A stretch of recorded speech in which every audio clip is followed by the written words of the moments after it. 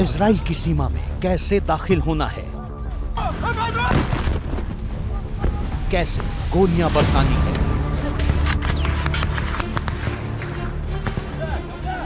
कैसे लोगों को मौत के घाट उतारना है,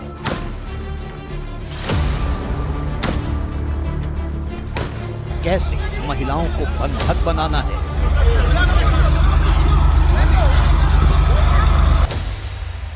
कैसे बच्चों को अगवा करना है और फिर कैसे उन्हें गाजा पट्टी लेकर जाना है।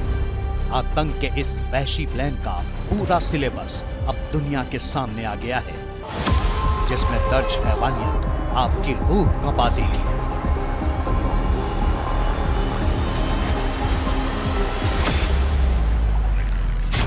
इजरायली डिफेंस फोर्सेस को युद्ध में मारे गए हमास के आतंकी के पास से एक बुकलेट मिली है, जिसमें इजराइल पर हमले से लेकर बंधकों से निपटने तक का शैतानी प्लान दर्ज है। इजराइल के राष्ट्रपति इसहाक हर्जोग के हाथ में ये वही बुकलेट है जो कि इजरायली डिफेंस फोर्सेस ने आतंकी के पास से बरामद की है। ये बुकलेट 7 अक्टूबर को इजराइल पर हमला करने वाले हर एक आतंकी को दी गई थी। इस बुकलेट में कुल 8 पन्ने हैं और हर पन्ना आतंक की दास्तान है।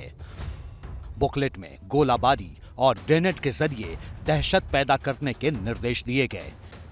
ये भी कहा गया, जो भी खतरा बन सकता है उसे तुरंत मार दो, कार में बम लगाकर ब्लास्ट कर दो जिससे लोग भाग न सकें।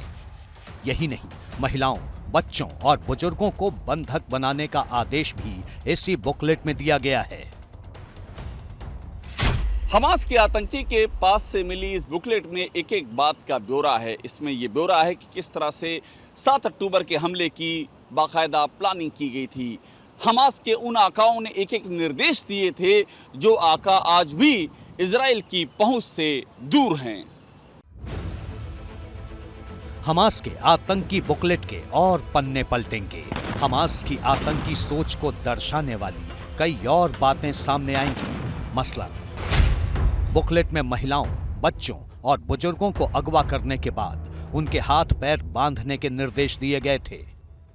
आगे कहा गया कि हमले के दौरान बंधकों को ढाल की तरह इस्तेमाल किया जाए। लोगों से अपनी बात मनवाने के लिए बिजली के झटके का इस्तेमाल करने का भी आदेश दिया गया था। अगर आप 7 अक्टूबर की तस्वीर देखेंगे तो साफ पता चलता है कि हमास के आतंकियों ने कुछ इसी तरह इजराइल पर हमले को अंजाम दिया। पहले रॉकेट से हमला, फिर गोलाबारी और ग्रेनेड लॉन्चर से दहशत फैलाई। महिलाओं, बच्चों को अगवा किया। जिन्होंने विरोध किया उन्हें मौत के घाट उतार दिया।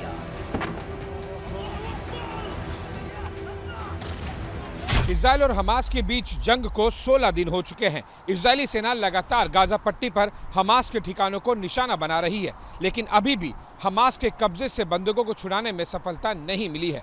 बताया जा रहा है कि हमास के कब्जे में अभी भी करीब 200 बंधक हैं।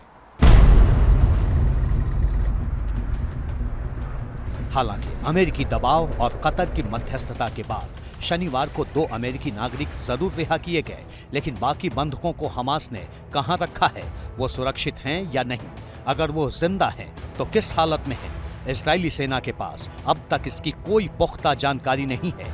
ऐसे में इजराइल के अंदर जनता का सब्र अब जवाब देने लगा है।